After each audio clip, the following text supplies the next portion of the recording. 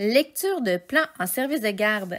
Comment intégrer la SST dès la conception des lieux? Voici la capsule numéro 1 sur les prérequis. Les objectifs pour la capsule sur les prérequis sont de comprendre l'importance de vérifier les plans, de connaître les différents types de plans, de reconnaître quelques symboles nécessaires à la lecture de plans et d'être capable d'utiliser des outils tels que l'échelle et la règle d'architecte. Ça vous intéresse? Poursuivons. Avant d'aller plus loin, quelques petites mises en garde. L'objectif ici n'est pas de proposer un plan type. Tous les plans qui seront présentés dans le cadre de cette vidéo le sont pour des fins d'enseignement et de pratique seulement. Ils ne prennent pas en compte les règlements, les lois et autres obligations qui régissent la construction d'un bâtiment. Les sujets traités ne concernent que l'aménagement ergonomique des lieux. Nous vous invitons par contre à diffuser cette capsule autour de vous. Cependant, toute reproduction de cette présentation ou des éléments qui la composent est interdite. Comment intégrer la SST dans les projets de développement? Grâce à la trousse d'aménagement ergonomique d'un service de garde. Cette trousse développée par la STAS comprend différents outils qui vous aideront tout au long de votre démarche de développement. Quelle est cette démarche? Il s'agit d'abord de l'étape de la commande au professionnel. Il peut s'agir ici de l'architecte ou de toute autre personne avec qui vous faites affaire. C'est l'étape de l'identification de vos besoins. Pour ce faire, nous vous suggérons de lire le guide d'aménagement ergonomique d'un service de garde et de remplir les grilles d'identification des besoins aussi disponibles dans la trousse. On vous suggère aussi de visiter des services de garde, en commençant par le vôtre, bien sûr, pour dénicher une multitude d'informations concernant les bons coups et les fausses bonnes idées à éviter. Tout ça a pour but de rassembler dans un document l'ensemble de vos besoins dans votre nouvelle installation. Plus la réflexion sera avancée, plus le professionnel aura les informations nécessaires pour comprendre vos besoins et développer un service de garde qui respecte votre fonctionnement. Lorsque vous aurez reçu les plans, viendra l'étape de leur analyse. Il s'agit d'une étape cruciale puisque c'est le moment où vous devrez analyser chaque proposition de plan en détail. En plus de visionner cette capsule sur les prérequis à la lecture de plans, on vous suggère d'écouter celle sur la méthode d'analyse fonctionnelle du bâtiment pour vous donner une méthode structurée d'analyse de vos plans. Aidez-vous aussi des grilles d'analyse de plans disponibles dans la trousse pour y consigner l'ensemble de vos observations. Si à la lecture de vos plans, il vous reste des interrogations, vous pouvez aussi simuler les aménagements sur papier ou même directement sur place dans les lieux afin de valider certains aspects. Pourquoi c'est important de vérifier vos plans? Même si c'est une étape qui prend du temps et de l'énergie, parce que vous êtes les mieux placés pour faire cette vérification, pour vous assurer que vos plans correspondent aux besoins que vous aviez formulés à l'architecte, que les lieux soient fonctionnels pour les activités du service de garde et que les aménagements favorisent la prévention des lésions professionnelles et la qualité de vie de tous. Si je vous dis plan, élévation, coupe, ça vous dit quelque chose? Regardons les différents types de vues et ce qu'on devrait décoder en les lisant attentivement. Le premier qu'on va voir ensemble, c'est le plan. Le plan nous donne une vue comme si on était au plafond et qu'on regardait vers le sol, une vue d'en haut.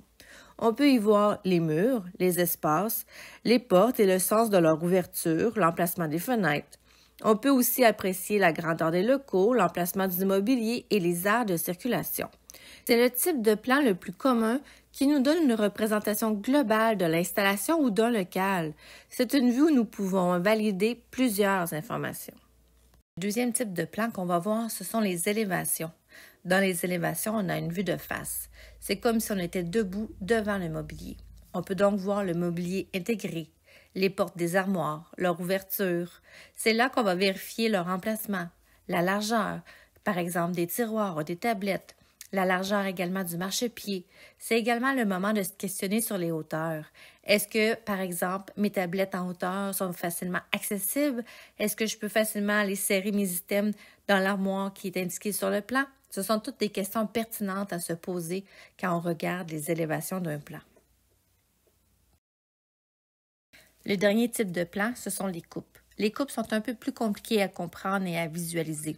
Les coupes nous donnent une vue de côté des aménagements, comme si on tranchait le mobilier et qu'on le regardait de profil.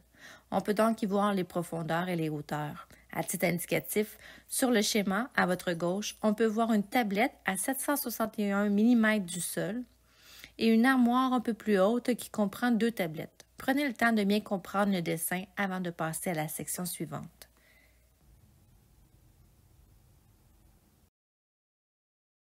Maintenant, pour faire une vérification des plans efficaces, vous avez besoin de quelques outils.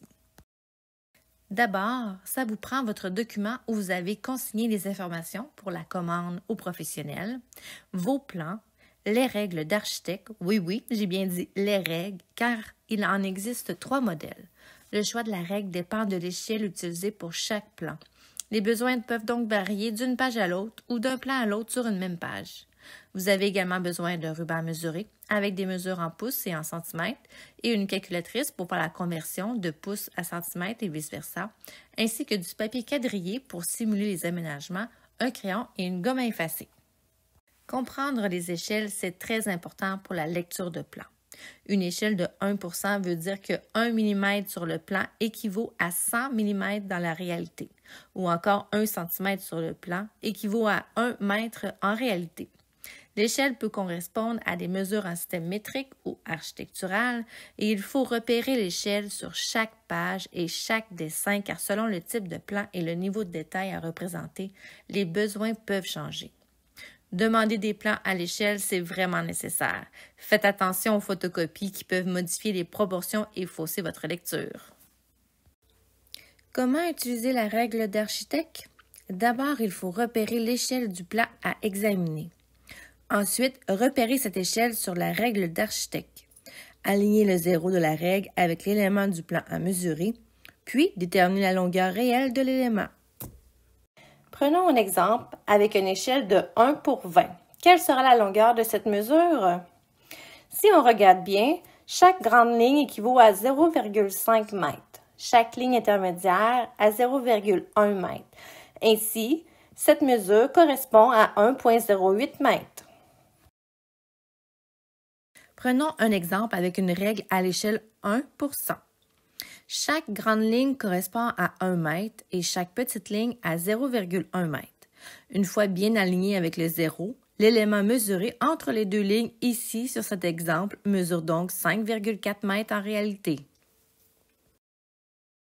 Pour s'assurer d'avoir et la bonne mesure et la bonne règle, un petit truc, c'est de mesurer sur le plan un objet dont vous connaissez les dimensions réelles, comme un comptoir ou une fenêtre, ou encore utiliser une cotation. À l'aide de l'échelle de la règle, calculez la grandeur réelle de l'objet du plan et comparez les deux mesures. Vous saurez alors que vous utilisez la bonne règle et la bonne échelle de conversion. Maintenant qu'on maîtrise bien la règle d'architecte, passons à la signification de certains symboles couramment utilisés sur les plans. D'abord, regardons les cloisons ou les murs représentés par 2 lignes parallèles. Les murs extérieurs sont souvent plus épais que les murs intérieurs. Les pointillés indiquent des structures à démolir, des traits pleins, des murs ou des cloisons à construire. Les fenêtres, quant à elles, peuvent être représentées de différentes façons. Par exemple, il peut s'agir d'un trait fin, comme sur le schéma de gauche, de 3 traits fins, ou encore les fenêtres peuvent être représentées comme illustrées sur le schéma de droite de la diapositive. Une nouvelle porte est représentée par un trait et un arc de cirque. L'arc de cirque indique le sens de l'ouverture de la porte. Ceci a l'avantage de montrer le dégagement nécessaire à son ouverture.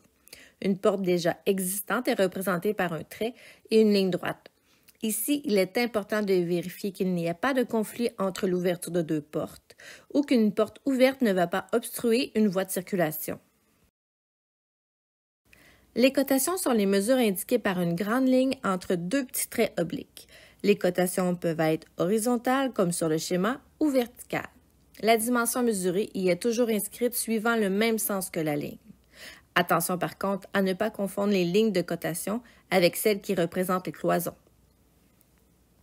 Voici un exemple avec les cotations pour un mobilier intégré avec une vue en plan.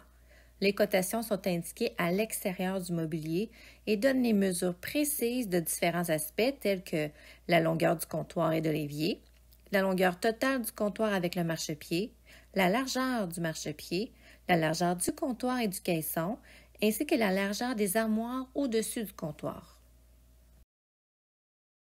Sur le schéma de gauche, vous voyez la ligne pointillée au centre du comptoir? Elle indique la présence d'armoires au-dessus du comptoir. Sur l'élévation de droite, Les triangles en pointillés représentent ici le sens de l'ouverture des portes.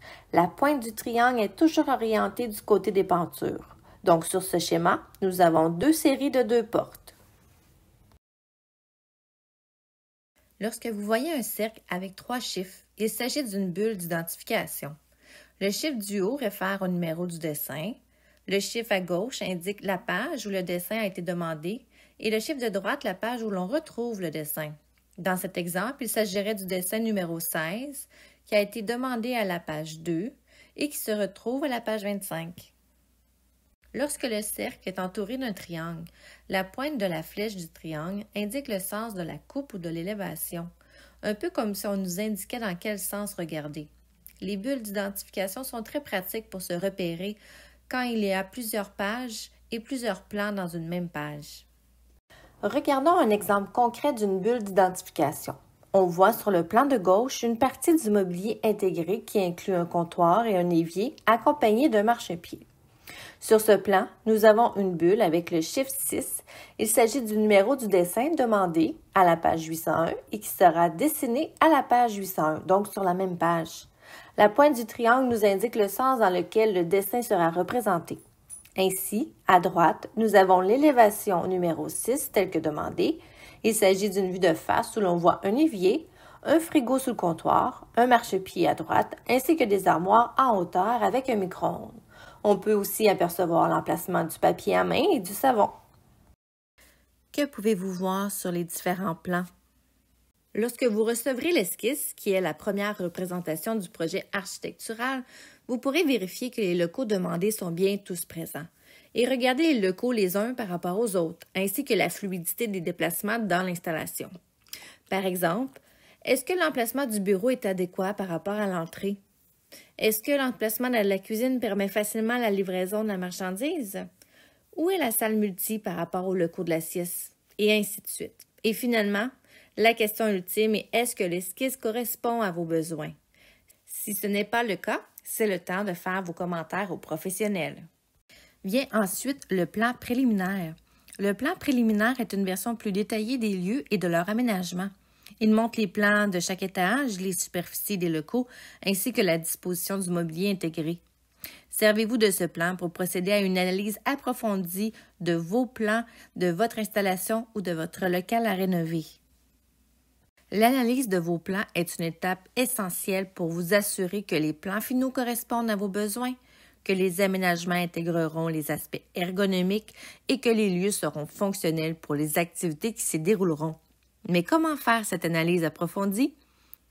Je vous invite à visionner la 2e capsule qui vous donnera une démarche structurée pour faire l'analyse complète de votre installation. Et ne manquez pas les autres outils de la trousse d'aménagement ergonomique d'un service de garde. En plus de cette capsule sur les prérequis à la lecture de plans, vous y trouverez un guide d'aménagement ergonomique d'un service de garde, des grilles d'identification des besoins qui vous aideront à compléter la commande à l'architecte, des grilles d'analyse de plans, d'élévation et de coupe, une 2e capsule sur la méthode d'analyse fonctionnelle du bâtiment pour votre lecture de plans, ainsi qu'un webinaire qui vous présente la trousse et vous explique comment utiliser les outils. Tous ces outils sont disponibles sur le site Internet de la STAS et ils sont là pour vous aider à intégrer la SST dès la conception des lieux. Pour obtenir nos services ou si vous avez des questions, on vous invite à communiquer avec nous. Bon projet!